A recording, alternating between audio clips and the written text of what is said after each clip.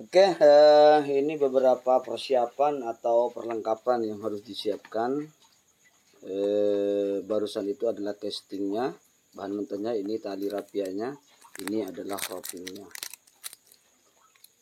Tadi itu kan ada casting. Casting ini adalah bahan baku atau bahan mentahnya. Bagaimana untuk masuk kepada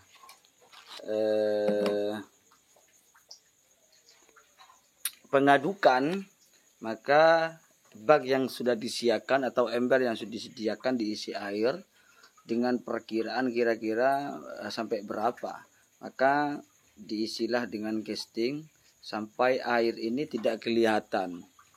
Air ini bagaimana betul-betul tidak kelihatan, untuk dijadikan sampai menjadi rata. Ketika sudah dianggap sempurna, selesai, maka kita masuk kepada mana yang akan dikerjakan, cetakan mana yang akan dikerjakan.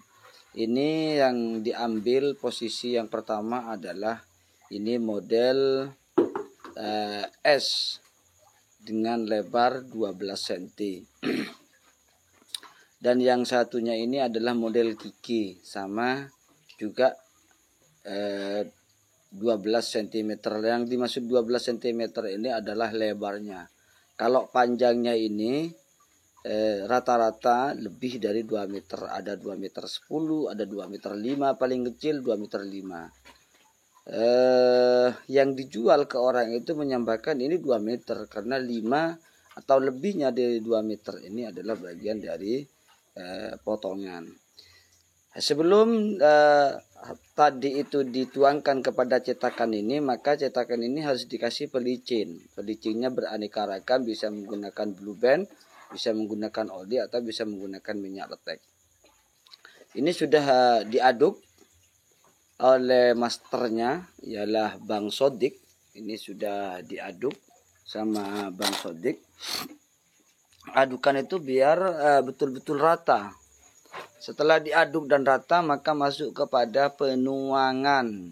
Ini Bang Sodik ini langsung ngambil 2 cetakan. Jadi sekali garap langsung menggarap 2. Yang tadi itu adalah letter S sama Kiki, yang lebarnya sama-sama 12 cm. Ketika sudah dituangkan, maka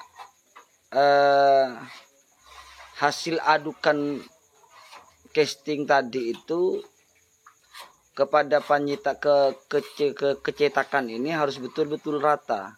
Jadi cetakan ini sampai betul-betul tidak kelihatan. Karena ketika ada yang kelihatan, maka hasilnya juga tidak bagus. Yang di sebelahnya ini adalah bidding istilahnya. Bisa dibuat ornamen atau dibuat molding. Yang sebelahnya inilah, ini diratakan semuanya harus betul-betul rata. Dipastikan semuanya rata dan mapan, karena ketika tidak rata maka hasilnya juga kurang bagus. Ini sudah masuk kepada persiapan untuk masang roving. Roving tadi itu kan sudah disiapkan rovingnya, itu juga bagian dari bahan mentahnya. Cara masang roving ini harus dipasang agak posisi miring. Kenapa harus dipasang posisi miring? Karena lebih dari sisi samping ini, kanan kirinya ini nanti disatukan lagi ke dalam, dimasukkan ke dalam. Ketika sudah dimasukkan ke dalam, maka dari ujung ke ujung ini akan bersambung. Jadi dari ujung belakang atau dari ujung depan ini semuanya nyambung dan merata.